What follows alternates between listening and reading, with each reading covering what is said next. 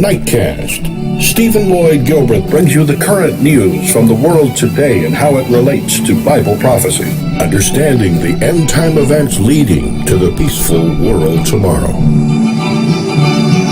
Ladies and gentlemen, Stephen Lloyd Gilbreth. Well, good evening, friends, and welcome to this January 20th, 2014 edition of Nightcast. In last night's news, we showed you video of a burning village in Norway. Tonight, we have an update on that, where you'll see dozens of buildings in a heritage village in southern Norway that were destroyed by yesterday's blaze. These are some of the famous wooden homes that bring so many tourists to this part of Norway, many of them 18th and 19th century. But there are people living here too, for whom this is home. It's hard to imagine that my house was here. I can't really... it's like it's not my house. Yeah. All my dad's memories are lost. And Your dad, he died in 2012. yes, that's right. So the pictures, and I hadn't scanned them or anything really. So this was kind of a storage for me, like a memory storage. I know it's just all... Ash and ash metal and pieces of wood.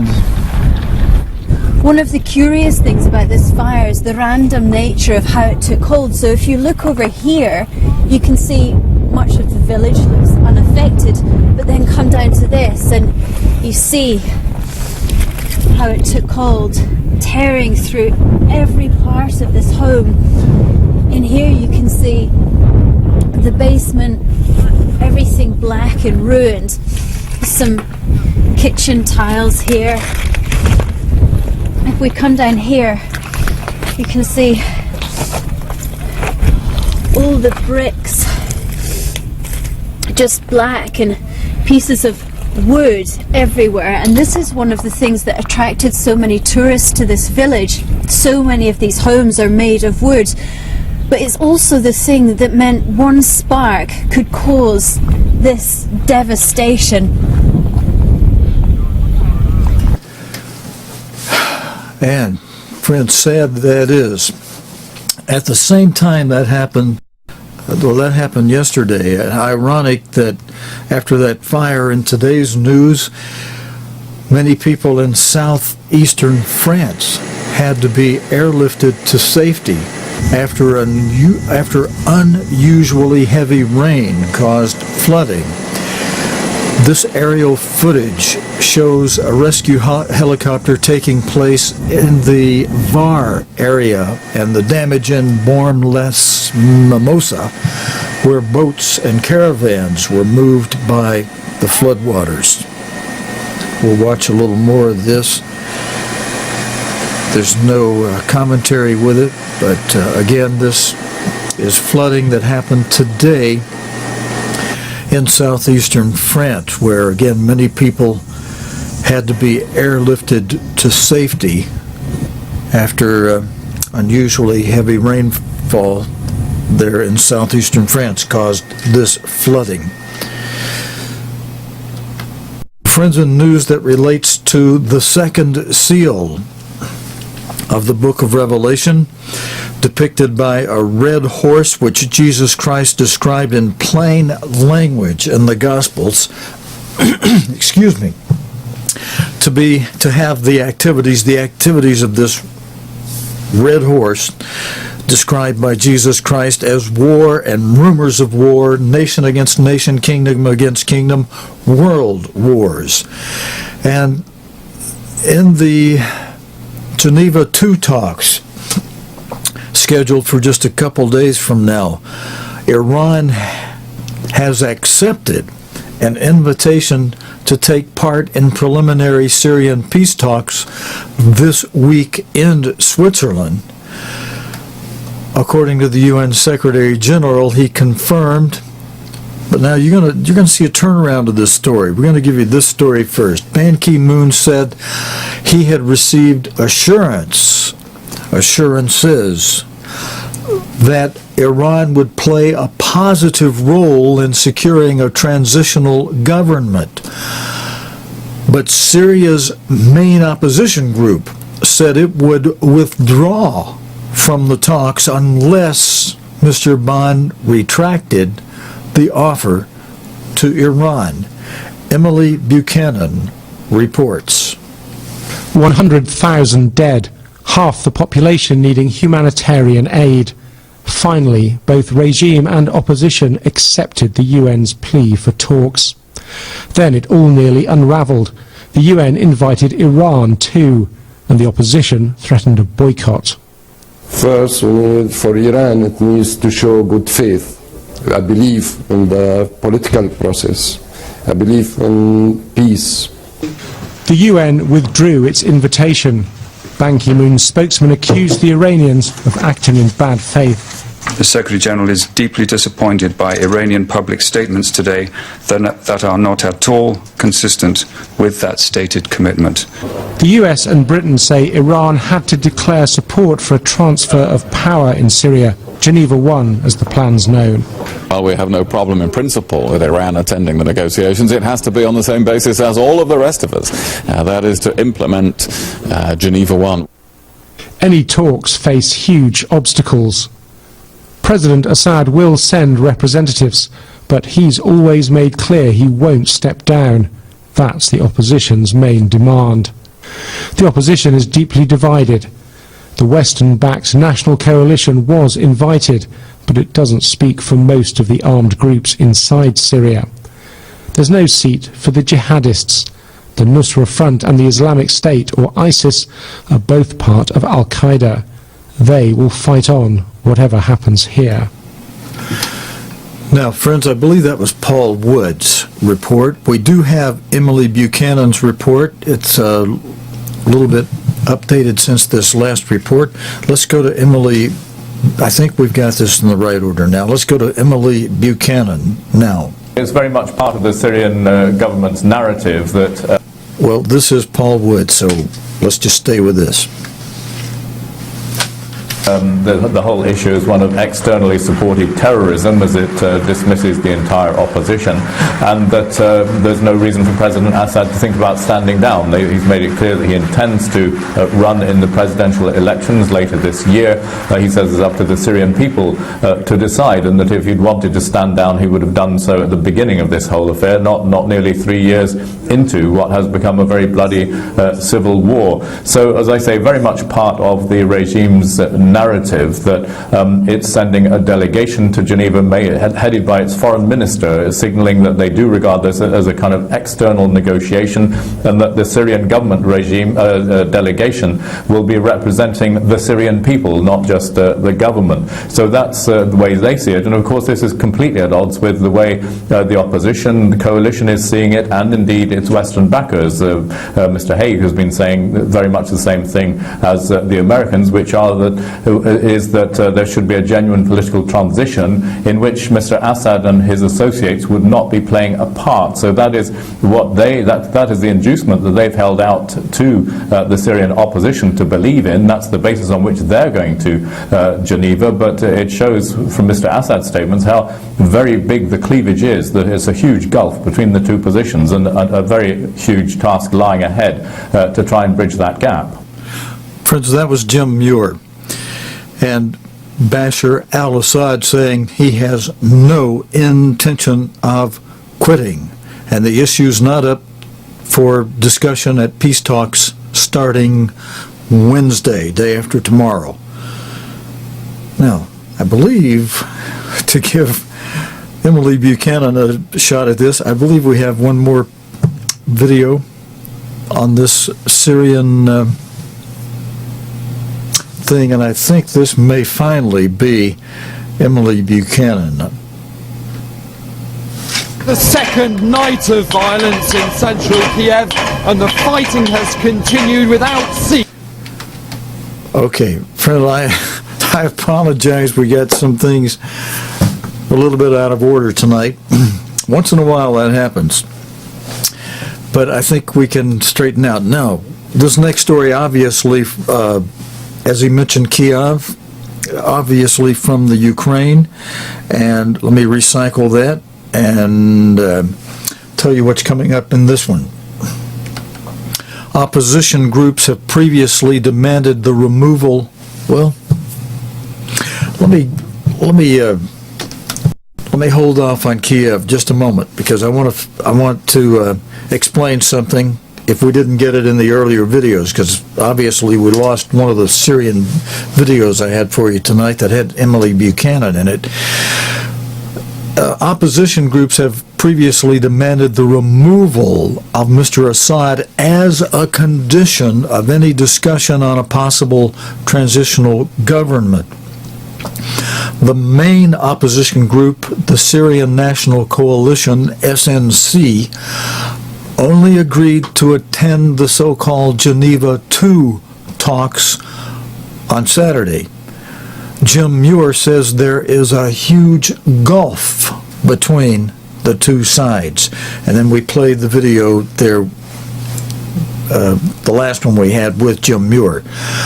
Now, let's go to the story in the Ukraine. All of these related to that red horse, war and rumors of war. The European Union is pushing Ukraine to do away with anti-protest laws that were passed last week as violent clashes continue. Police have fired tear gas rounds and rubber bullets at protesters who were throwing patrol bombs and stones. The BBC's Daniel Sanford reports from Kiev, where he said, you'll hear him in this video, protesters threw fireworks at police officials.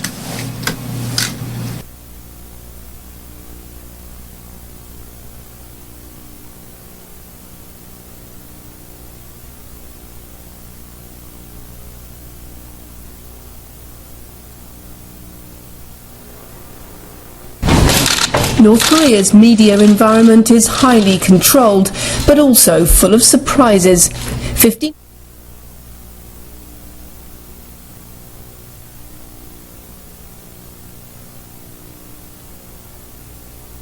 This is the second night of violence in central Kiev, and the fighting has continued without cease for over 24 hours. What you have here is several hundred protesters hurling petrol bombs and cobblestones and fireworks into the lines of riot police up there on the hill and down there at the bottom of the road leading up to the parliament.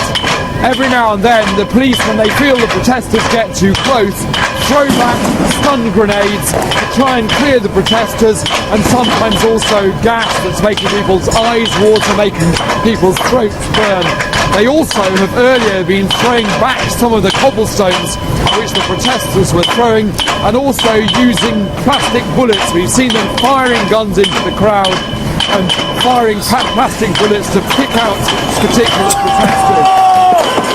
At one point, some protesters climbed up onto a colonnade and rained fireworks down on the police officers' heads. Riot police then climbed onto the colonnade and beat those who'd been firing the fireworks. It's not clear how this is going to end. It seemed yesterday like it might be a single night of violence, but now it's just continuing. The protesters still seem to have plenty of resources and energy left, and while the government talks about trying to resolve this crisis through talks, it's also talking about using all lawful means to end the protests, and nobody quite knows where this is going to end. Okay, Daniel Sanford, you are a brave man there. Yes, you are. Friends, our next story relates to the United States and North Korea. A jailed U.S. man spoke today in a news conference in North Korea. A U.S. man that's been jailed there, an American citizen. held for more than a year in North Korea, has spoken to foreign media in the country and appealed to the U.S. government to take action on his behalf. Kenneth Bae was sentenced last May to 15 years hard labor in North Korea for crimes against the state. In his first news conference since his arrest in November 2012, Mr. Bae called for close cooperation between the U.S. government and Pyongyang to secure his release.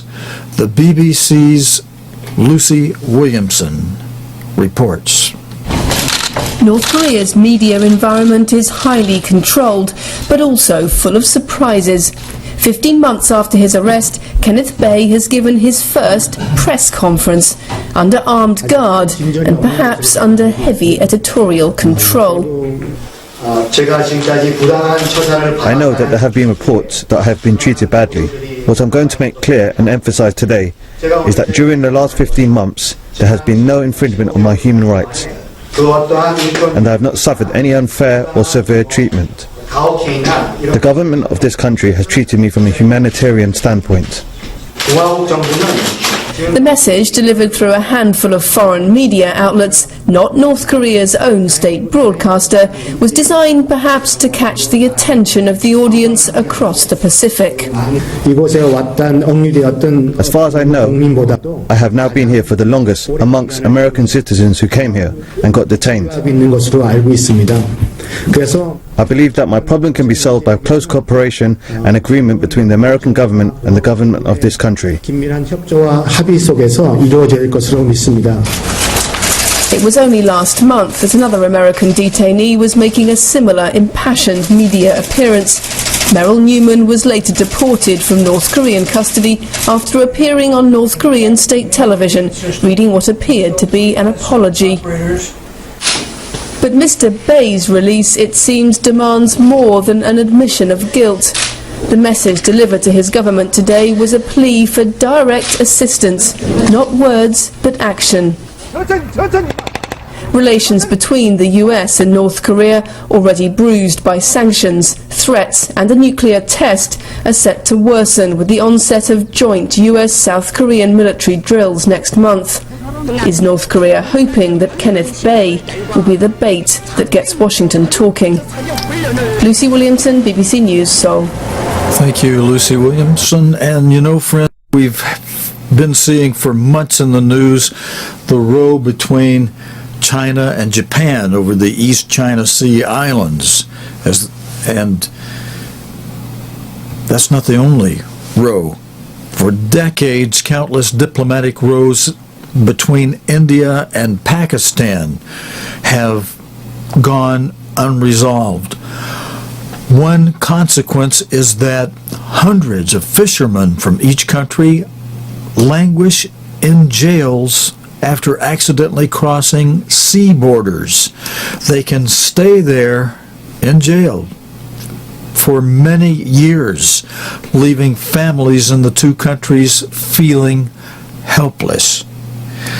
I believe after you see this report, friends, you'll be able much more fervently tonight before you go to bed to be able to pray, Thy kingdom come.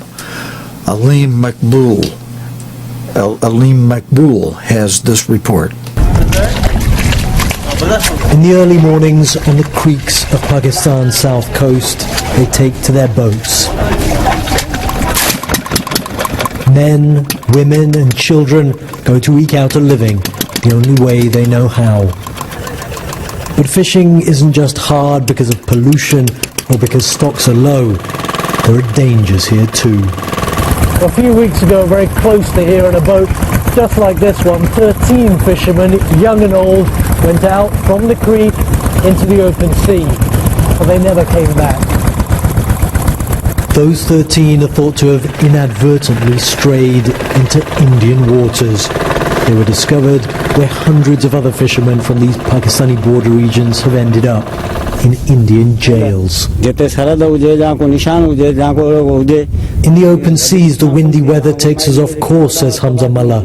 Because water has no boundary lines, fishermen fall into the hands of the security forces on both sides, then face difficult conditions in prison. And they can stay there for years. My Bagi is in her 70s. 4 men from her family, including her brother, were caught in a cyclone and swept into Indian waters while fishing back in 1999. They've been in prison since. Her son-in-law died in his Indian jail.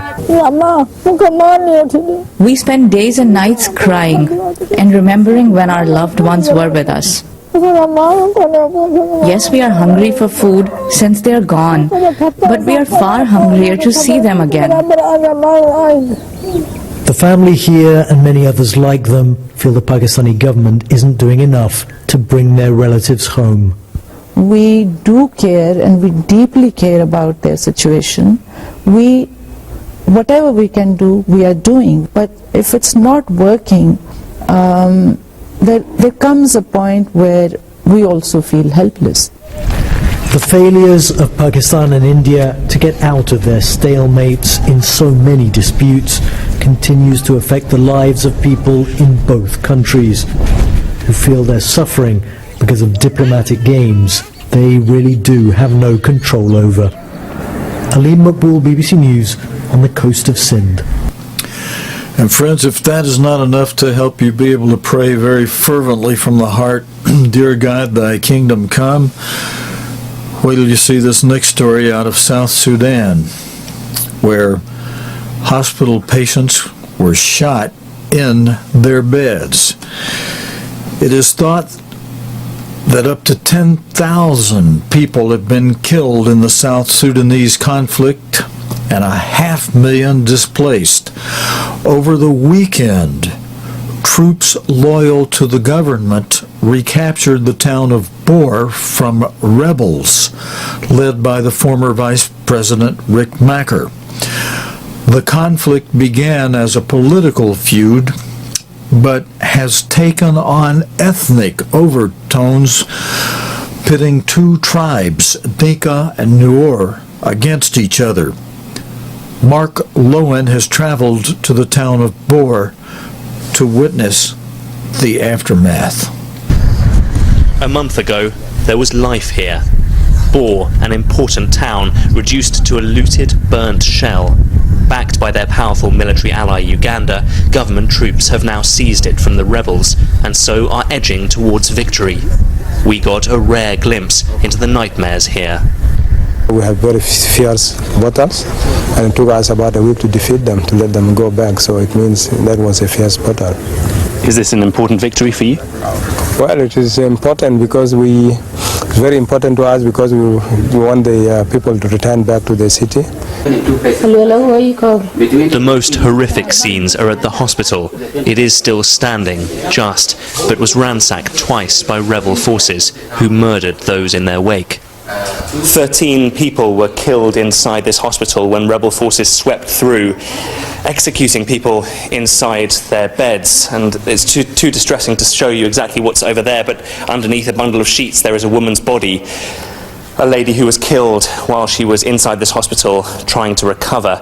And outside the main entrance we've just seen 2 charred, rotting bodies decaying under the afternoon sun. As people here return, they talk of the horrors they witnessed. Shot everybody they see. Shot everybody in the town that remain here, and that's why you see the town is a ghost town. This is where the bullet got in. Cowering in the corner, the 3 who survived. They, as most here, are of the Dinka tribe. The rebels are mainly Nuer. This was originally a political conflict, not an ethnic one. But reprisals between tribes have taken over, both claiming mass atrocities against each other. The rebel soldiers shot me for money, says Meria Jerchaul. They tried to rape me, but I said I was too old and they should kill me instead. I could never see the Nuers again. If they return here, I will die. In the centre, what is, or was, the thriving market. Now mangled and collapsed, it's as though a huge inferno has swept through, devastating everything. Lives put on hold. In 1991, Bae saw a massacre of 2,000 Dinkas by Nuers. It was a wound beginning to heal, but now a new conflict that has ripped apart this country. And even if a ceasefire comes, how can these two communities ever live together again? Mark Lowen, BBC News, Bae in South Sudan. And friends, in our next story, the waking up of the European Space Agency's comet-chasing spacecraft Rosetta means the craft is ready for the next stage of its mission. Engineers will now finesse the probe's trajectory and prepare the instruments for the planned encounter with the surface of a 4.5 kilometer wide comet in November. David Schuckman reports. Relief and excitement tonight at Mission Control in Germany. A European spacecraft 500 million miles away has woken from hibernation. Congratulations! We made it. There you are. Yes. That's a big success for everybody. Now we got it back. Now it's up to us to drive it to the comet.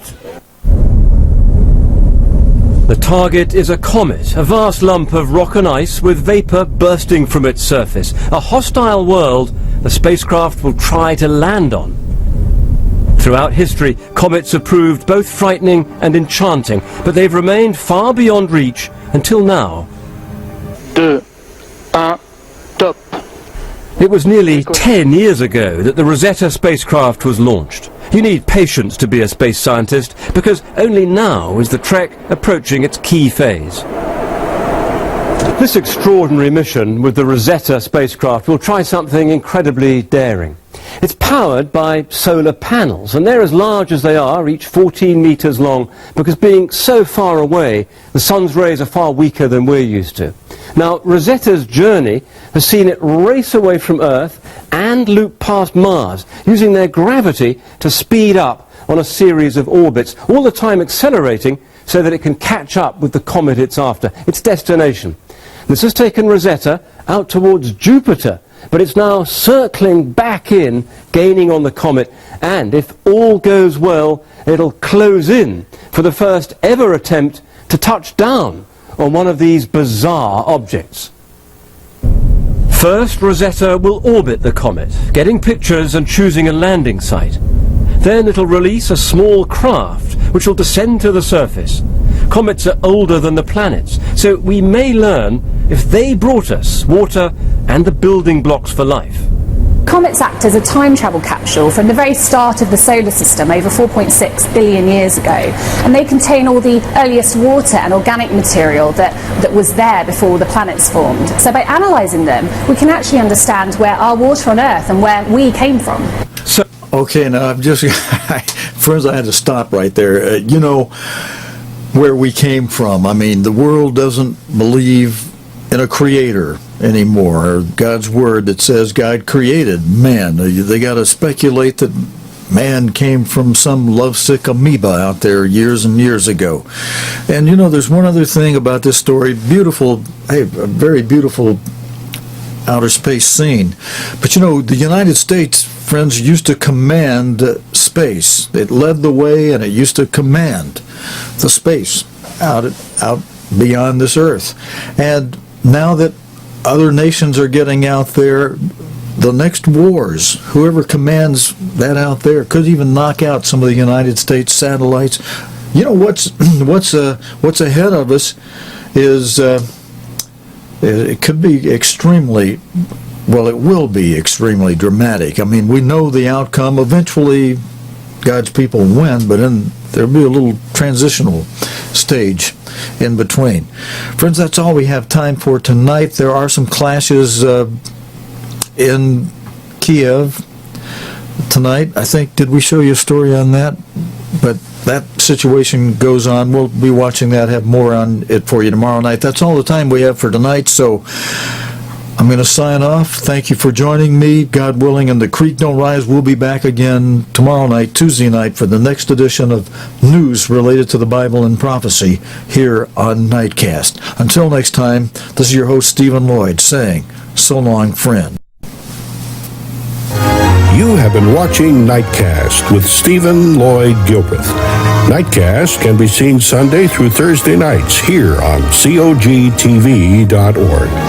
Tonight's program is also available anytime on demand in the COGTV.org video archive.